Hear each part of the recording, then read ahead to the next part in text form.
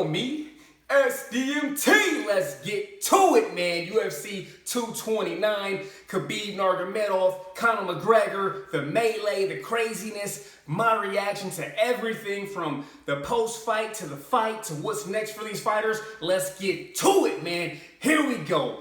Post-fight, what happened?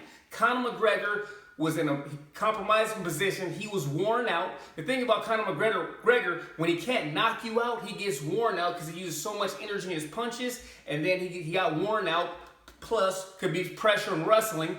KHABIB takes his back. CONOR kind of gave up his back. You know, he was looking for a way out, and he started choking before the jaw lock. It was kind of a rear naked, but it was around the jaw. It wasn't under the neck, but it can be painful. CONOR tapped, a few times. KHABIB held it a little extra because it was a very, emotional moment. It was a lot that went into this situation that created this very hostile, combustible situation. The UFC and Dana White, they didn't do a good job controlling these things. So you have, what happened in Brooklyn. CONOR MCGREGOR coming to Brooklyn, throwing a dolly at, a bus, going crazy, yelling, bust the windows, people getting injured. People want to forget about that. That happened, okay? You think that wasn't motion in these fighters? At the press conferences, they asked KHABIB would he shake Conor's hand. He said no.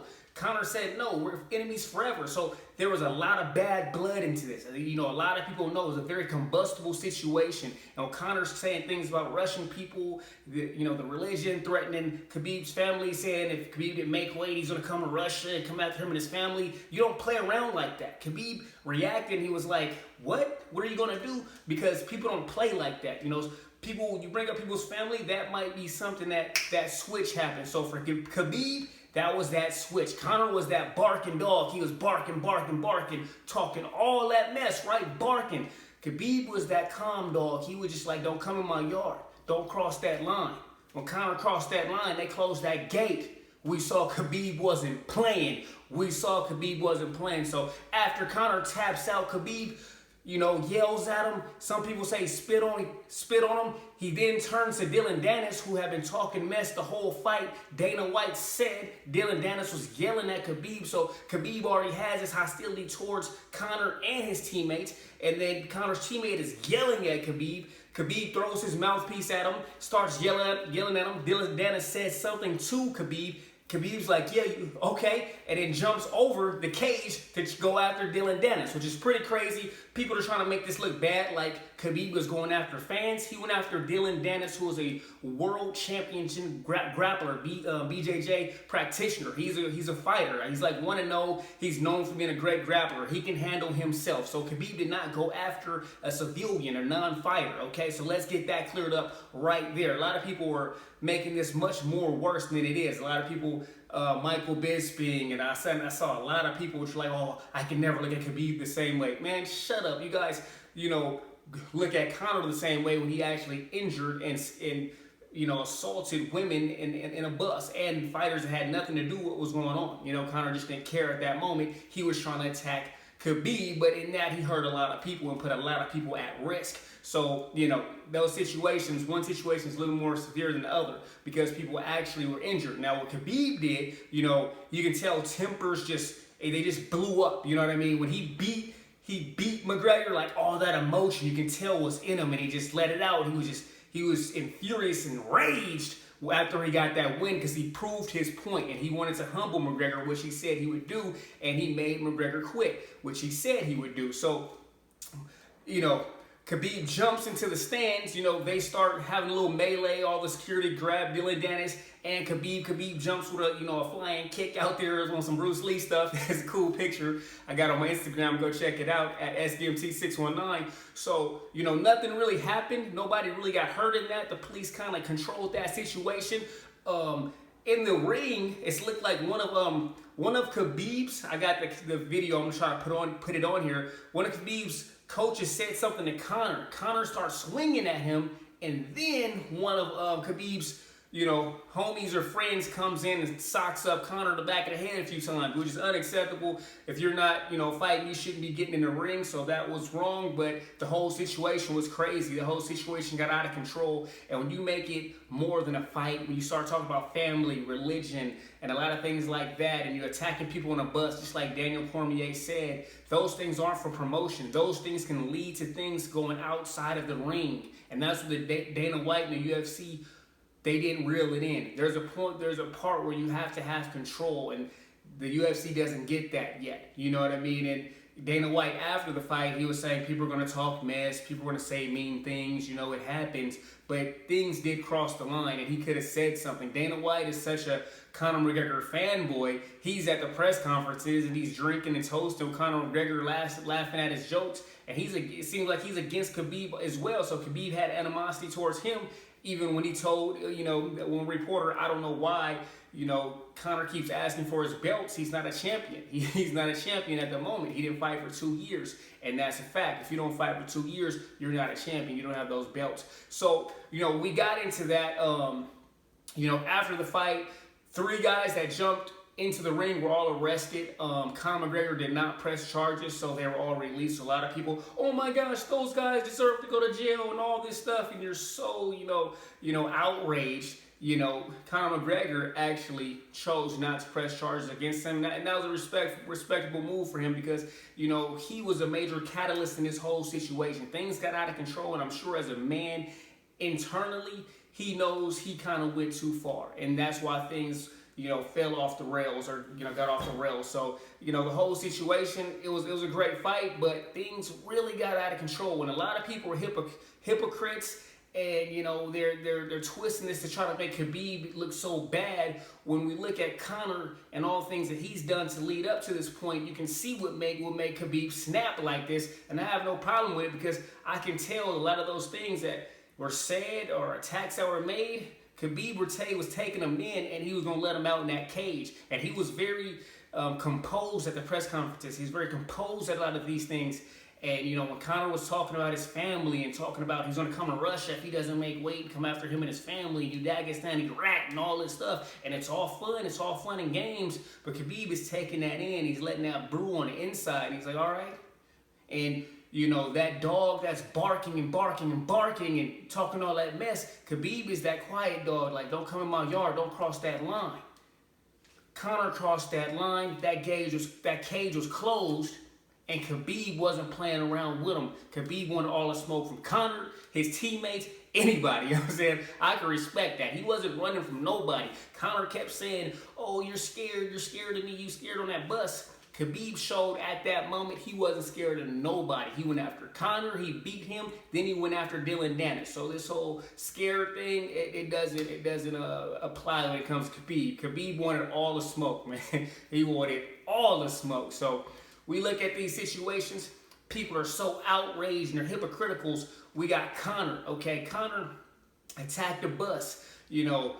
Glass injured several fighters. He was yelling at his teammates and his friends, bust the glass on a bus. If you're on a bus and glass is busting, a lot of people can get cut up and injured. But his fan base, they don't care. They're, you know, talking mess to Michael Chiesa for suing Conor. And they're like, oh, why are you suing him? Why are you suing him? Because he did something wrong. You know what I mean? He broke a law. You know what I'm saying? He has to be responsible for that as an adult. So he's held accountable. Don't try to, you know, let Conor do these things and make excuses for him and be an apologist for him. But when Khabib does something, oh my gosh, I gotta be so moral and things have to be professional. Well, Conor hasn't been professional. Conor hasn't been moral. He jumped in a ring at a Bellator event and pushed the referee.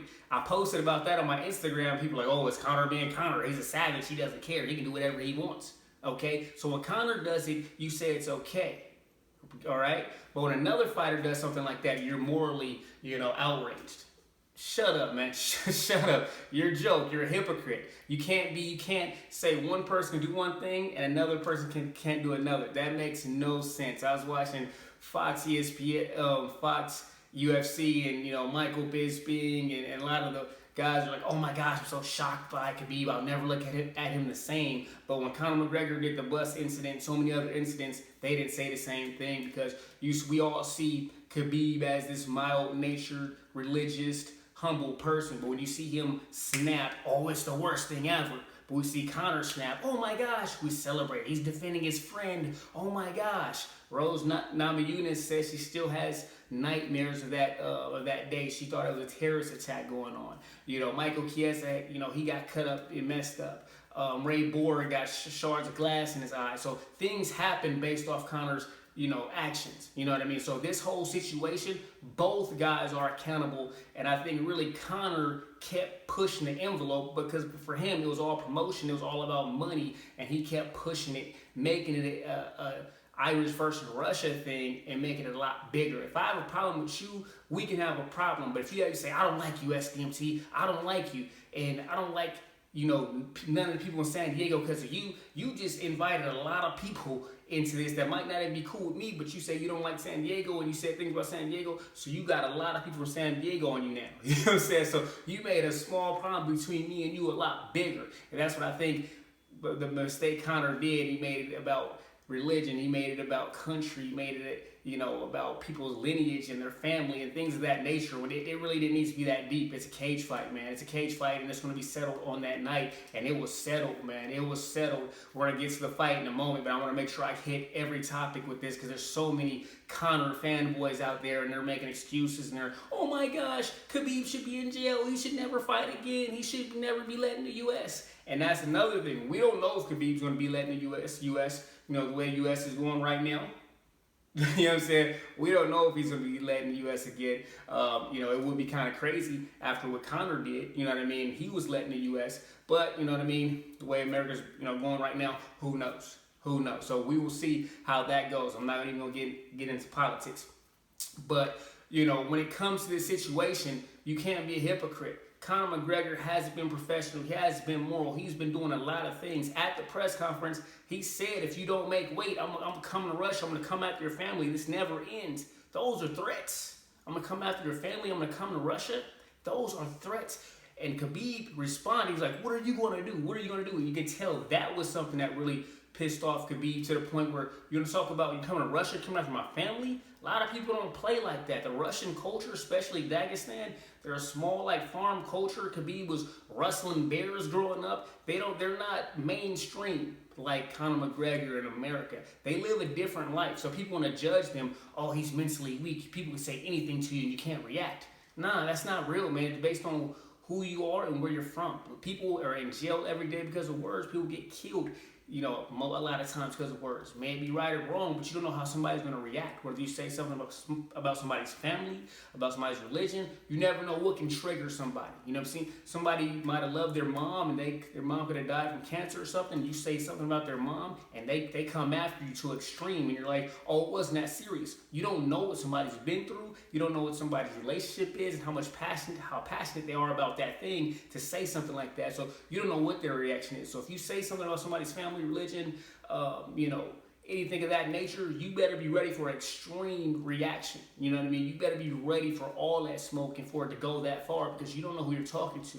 And I have no problem with what Khabib's reaction was. It went over the top, but he went after Dylan Dennis. Dylan Dennis is a BJJ practitioner, expert, black belt. He was helping Conor for this fight. He says he's a better grappler than Khabib. So, he is not a victim. Conor is not a victim. You know what I'm saying?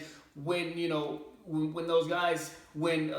Khabib's coach walked up to Conor and said something, Conor swung on him, actually hit him. So Conor also acted off of words. Conor, Khabib's coach said something to him and Conor got mad and swung on him. So it was a lot going on. So words definitely have an effect, especially when you're in that cage. A lot of people don't understand when you're a cage fighter, you're not like most sports. These guys are real life gladiators. They're getting punched in the face, they're getting elbows, they're getting kneed. A lot of them aren't the best people outside of the cage. We see that with a lot of them. So, it's a different mentality to be able to go into that cage and bring that violence at a time. So it's a different mindset. So that's that. I want to make sure we go over all of that. Now we're going to get into the fight, but just to make sure, I want to make sure that you're not a hypocrite.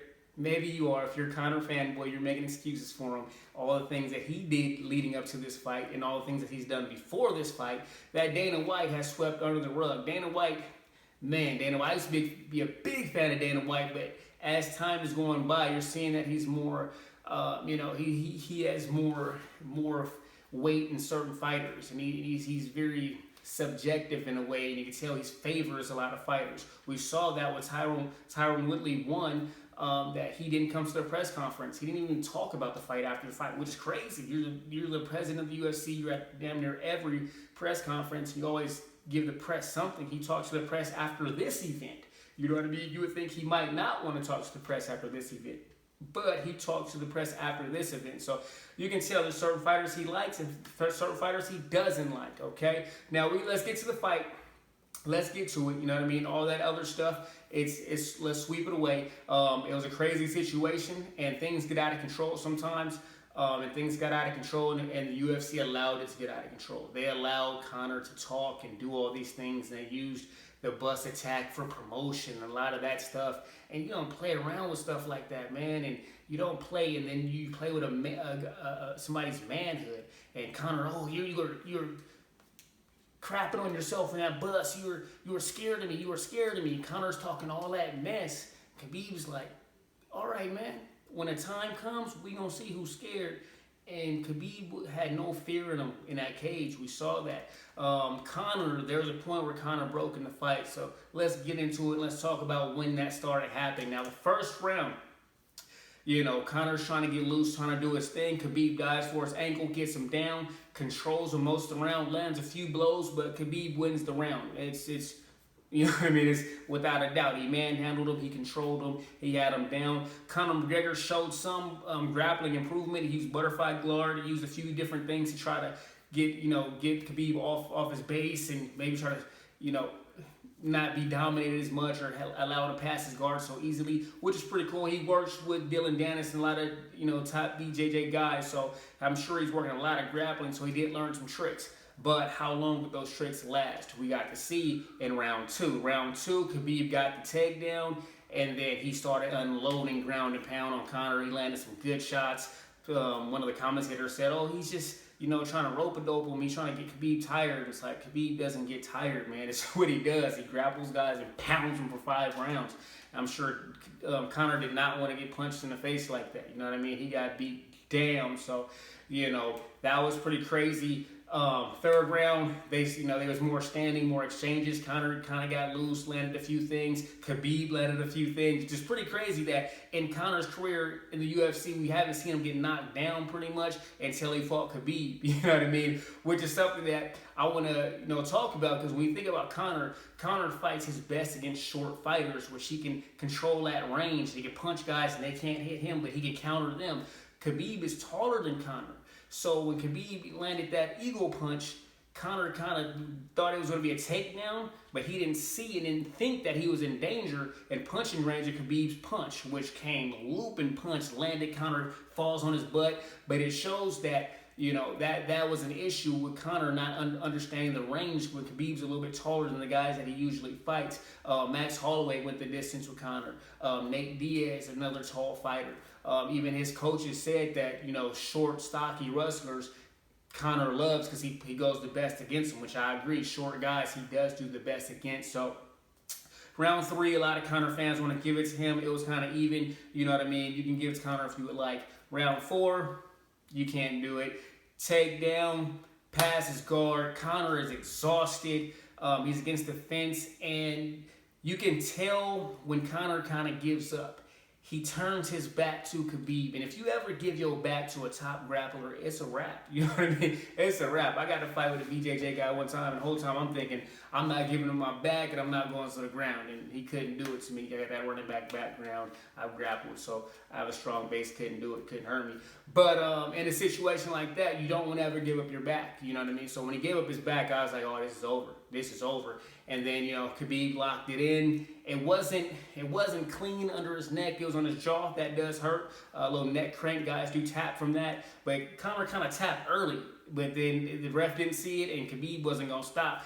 Khabib kept tightening, then he tapped again, and then Khabib kept tightening. So, you know what I mean? It was a dominant performance by Khabib, man. A lot of Conor fans, a lot of, MMA fighters, Conor has the best stand-up. Khabib has, beginner stand up, he's a novice, he'll get knocked out in seconds.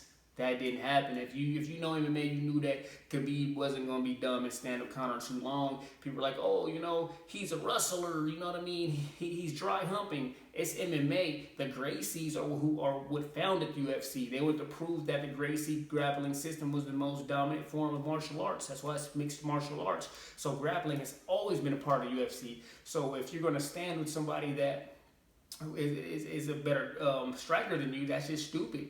That's just stupid. You look at GSP. GSP is one of the most brilliant UFC fighters because if he went against a good striker, he would wrestle him. If he went against a good wrestler, he would like outpoint him and jab him, and outpoint him with striking. So there's just strategy when it comes to it. It's a lot of strategy that goes into it. And it's like Eddie Alvarez. Eddie Alvarez chose to stand with Conor. That was just stupid. I mean, he said he had a game plan to go and get the takedown, but in the moment he forgot. Khabib, he was composed and he executed his game plan to perfection, taking Conor down and getting him to tap and getting him to quit. Like he said, I actually predicted a 4th round on my Instagram that Conor would get tired and quit, because if Conor doesn't knock you out, the way he uses his energy and he tries to punch so hard, he punches himself out and he gets tired, then he gives up. He gives in, like, man, get me out of here. I'm going to give you my back. Kind of like when he against Nate, and Nate was punching him and he just turned around and you knew he was going to get choked out at that moment because, he was exhausted and he was compromising a bad situation. So that's that. It was a good fight, man. A lot of people were talking rematch. I don't know why. I guess because Dana White loves Conor McGregor. He'd give another crack at it. But, he was dominated, man. He was dominated. Tony Ferguson had a good showing. Poirier and Nate are going to fight. You know what I mean? I think Conor is a scary situation for Conor because him getting finished. If he loses another fight, gets finished again, he might be going towards Ronda Rousey territory. You know what I mean? You can talk all this mess when you're winning, but when you start losing, people stop believing. He has a great fan base. He can take probably about 2-3 losses. You start getting finished 2-3 more times, it's going to get tough. And especially when you're talking all this mess. When you're more humble, if he's more like GSP and one of these fighters, people can maybe look past it. You know what I mean? But when you talk a lot, you put a lot of pressure on yourself. And when you don't cash that check, that puts even more pressure on you. You know what I'm saying? There's so many hypocrites out there that used to be GSP fans because he was very sports. He had a lot of sportsmanship because he was very humble. All of a sudden, you guys, turned into Conor fans, and he's not very, he doesn't have a lot of sportsmanship. He's not very humble. He's very brash. He likes to trash talk. So it's a lot of hypocrites in there. A lot of people said they didn't like Anderson Silva because he used to clown around in the ring. Then Conor puts his hands behind his back and clowns around. But you like that, though. So there's a lot of hypocritical, behavior out there. And a lot of Conor fans that kind of go crazy with things of that nature. But, let's talk about what's next for both fighters. With Khabib, he's the champion.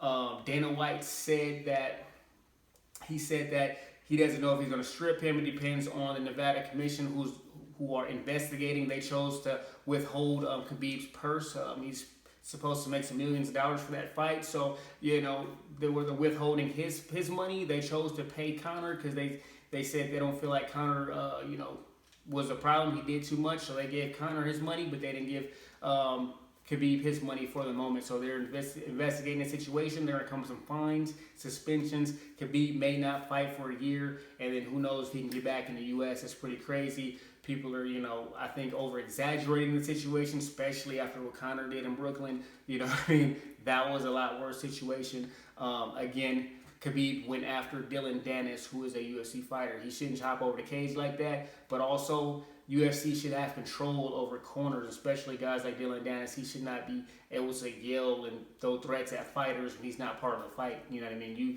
just like even Dana White said that Dylan Dennis should have shut up. You know what I mean? He should have sent like some security or something over there to him to be like escort him out or like, hey, he needs to calm down, because that made a more combustible situation.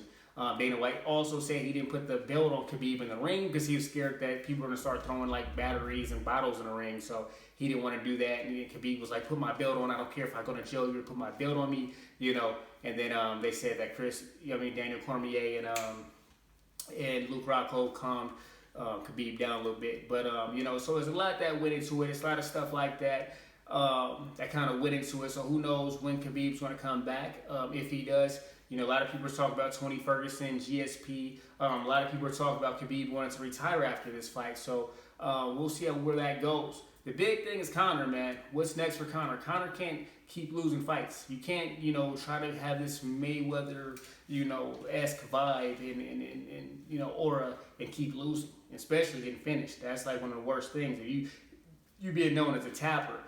So who can he fight next? Does he take a year off for several months, or does he try to get right back on and get a win so he can build his wave back and keep people believing? And, you know, his fans they're crazy. They're obsessed, you know what I mean? So they're not going anywhere with this loss. But a few more, it's going to get kind of scary. But Tony Ferguson will be a good fight for him. Tony Ferguson catches a lot of hits, man. He gets hit. So the UFC needs to give Conor McGregor a fight that he can win. They need to give him a winnable fight. So that could be Ferguson. That could be Nate. And if Nate wins or loses, that's a big money fight. They talk a lot of mess together. People love that rivalry, and that's a grudge match, and they're 1-1. So that could be a likely situation. I think Conor can beat Nate and he can beat Ferguson. You know, those are both tough fights, but I think he has a good chance in those fights. You know, so people are talking about rematch Khabib.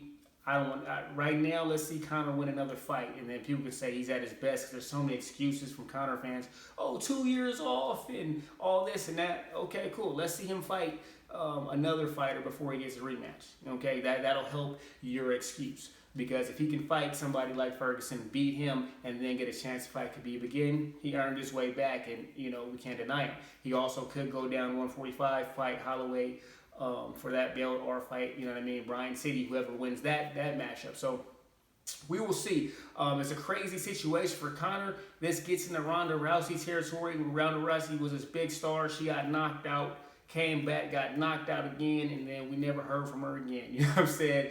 You know, you talk a lot of mess and you're very brash. There's a humbleness that happens, and, you know, people like seeing people that talk a lot of mess get humbled. You know what I mean? So for Conor, he needs a win. You know what I mean? He needs a win. Whether it comes in 6 months or a year, he needs to get a win, and so he can build back that, you know, that wave and that people believing in him with all that talk. Because you know, he couldn't do much of Khabib. He didn't really do much Khabib. Khabib showed that he had a chin. He took some tough shots from Conor that have knocked out other people, and Khabib, you know, had a good chin. That's the thing about Conor too. When he fights somebody with a good chin that he can't put out, you can tell he gets frustrated also, and he gets tired because, like, man, what is it going to take to get this guy down? Like Nate Diaz. Nate Diaz has a crazy chin, man. He was getting some good punches, Conor, but Nate's not going to sleep. Nate's never been knocked out, or Nick. So there's those fighters that you got to, like, tap them out, or you got to TKO them, or you got to something, because they're not getting knocked out. You know what I'm saying? So those are tough fights for Conor, where he can't knock the guy out and he can't really finish him like that. But we will see. You guys let me know what you guys think in the comments. This is a crazy event, UFC 229. It's a lot of attention. They say all publicity is good publicity. I think this actually helps the UFC because it's the most talked about and trending topic right now. And this really just crosses a lot of barriers, and a lot of people are talking. So I hope Khabib is able to come back in the United States and fight. You know what I mean? People wishing that he goes to jail when he can't fight. That's goofy, man. Were you guys wishing that Conor went to jail? No, you weren't. You were celebrating when he didn't go to jail. So if Conor's not going to go to jail for things he did, neither should Khabib, which Conor did not press charges against Khabib's friend. So there's no case going on right there at the moment.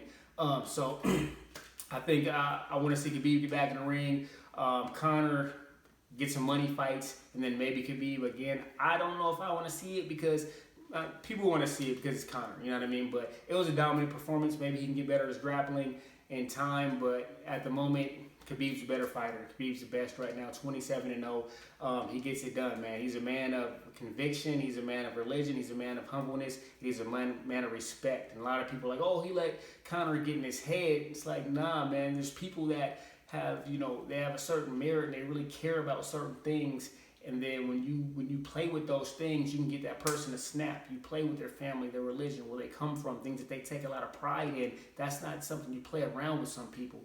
And you can tell with Khabib. He loves his father. His father is everything to him. In the press conference, he apologized and he said, man, my father's going to smash me for this. You know what I mean? How humble is that? He's one of the best fighters ever. He's talking about his dad's going to smash him for this, embarrassing his family. So, you know, it just shows where Khabib comes from. He regrets a lot of the things he did. He's like, you got to talk about me jumping over the cage, but not all things Conor did. And which is true. There's so many Conor fans that are acting so moral right now. Oh my gosh, this was so horrible. I'm outraged. But everything Conor did, that's Conor being Conor. He's so cool. He's such a savage. He doesn't care about nothing. You know what I mean? Yeah, that's cool when your guy's getting away with it. But when things happen to him, then you want to turn into this moral person. You can't be that and you can't play that. You know what I mean? You're a joke.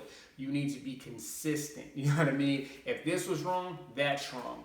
Period. If he should have went to jail, he should go to jail also. You know what I'm saying? So that's what you want to look with people that don't have biases or certain hidden intentions, agendas, where they're okay with one group of people doing something wrong, and if this other group do it, they want to try to, you know, persecute them more than these other groups of people. That's unfair and that's unjust. So drop your thoughts below.